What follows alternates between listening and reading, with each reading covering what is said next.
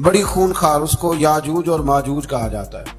یہ قوم اتنی خونخوار تھی کہ یہ درندوں کو بھی کھا جایا کرتی تھی، اتنے لمبے چوڑے ان کے قد تھے، اتنے زیادہ طاقتور تھے کہ سانپ اور بچھو بھی کھا جاتے تھے۔ یہ نکلا کرتے تھے سبزے کے دنوں میں تو ساری کھیتیاں اجاڑ جاتے تھے، ہر چیز تباہ کر جاتے تھے، حتیٰ کہ انسانوں تک کو کھا جاتے تھے۔ تو حضرت ذوالقرنین جب وہاں پہنچے، اللہ تبارک و تعالیٰ نے انہیں ان مظلوم لوگوں کا مددگار بنایا جن پر یاجوج اور ماجوج کی قوم ظلم کرتی تھی۔ انہوں نے آپ سے کہا کہ حضور مہربانی فرمائیں، اس قوم سے تو ہماری جان چھڑائیں۔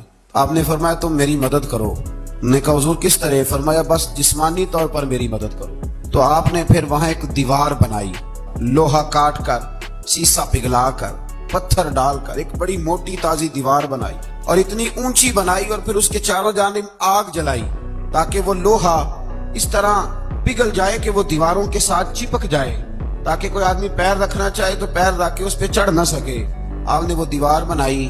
اب اس قوم کا حال یہ ہوا کہ وہ اس کے اندر قید ہیں، وہ صبح جب اٹھتے ہیں تو اس کو توڑنا شروع کرتے ہیں، توڑتے رہتے ہیں، تو جب شام ہوتی ہے تو ان میں سے ہر روز ایک شخص کہتا ہے اتنی رہنے دو، باقی کل کریں گے۔ لیکن جب وہ سویرے اٹھتے ہیں تو اللہ تعالیٰ اس دیوار کو پھر سے مضبوط فرما دیتا ہے۔ نبی کریم علیہ السلام نے فرمایا قرب قیامت میں ایک وقت آئے گا، قیامت کے قریب جا کے ایک ٹائم ایسا آئے گا کہ اس مخلوق میں سے ہی ایک شخص پکارے گا اور پکار کے کہے گا کہ اب سو جاؤ انشاءاللہ۔ اللہ ان کی زبان پہ جاری کہے گا اب سو جاؤ اور سویرے انشاءاللہ یہیں سے شروع کریں گے۔ تو فرمایا وہ چونکہ انشاءاللہ کہیں گے تو پھر اللہ تبارک و تعالی اگلے دن اس دیوار کو وہیں پہ رکھے گا جہاں رات کو انہوں نے اسے چھوڑا تھا۔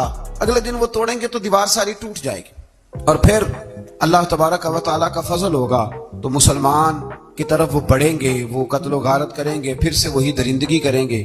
تو پھر حضرت عیسیٰ علیہ السلام ان کے لیے دعا کریں گے، تو دعا کا یہ حال ہوگا کہ ان کے وجود پر کچھ ایسی چیزیں برآمد ہوں گی جن کی وجہ سے وہ مر جائیں گے، ختم کر دیے جائیں گے، قیامت کے قریب جا کے وہ دوبارہ آئیں گے۔ اس کے بعد پھر اللہ تبارک و تعالی نے سورہ کہف کی آخری آیات میں 7 سمندر اور ان جیسے اور بھی آ جائیں، فرمایا 7 سمندر ہوں اور ان جیسے اور بھی آ جائیں اور مل کر وہ روشنائی بن جائیں تو میرے رب کے کلمات ختم ہونے سے پہلے سمندر ختم ہو جائیں گے۔ اور آخری آیت میں اللہ تعالیٰ نے فرمایا کہ اے رسول صلی اللہ تعالی علیہ وسلم آپ کہہ دیجئے کہ میں تمہاری طرح ہی ایک بشر ہوں، انا بشر مثلکم، میں بھی تمہاری طرح ایک۔ اب مثلکم کا بہت سارے لوگوں نے ترجمہ اپنی طرح کا کر لیا ہے، حالانکہ حضور صلی اللہ تعالی علیہ وسلم نے فرمایا کہ بشر ہونے میں تمہاری طرح ہوں، رسول ہونے میں تمہاری طرح نہیں، اللہ کا حبیب ہونے میں تمہاری طرح۔ اور وہ یہ جو میں کہہ رہا ہوں نا نہیں، تو یہ صحیح بخاری کے لفظ ہیں، حضور نے فرمایا ایکم مثلی، کون ہے تم میں جو میری طرح ہو؟ اور تو اپنے رسول کے بارے میں یہ کہے کہ بکریاں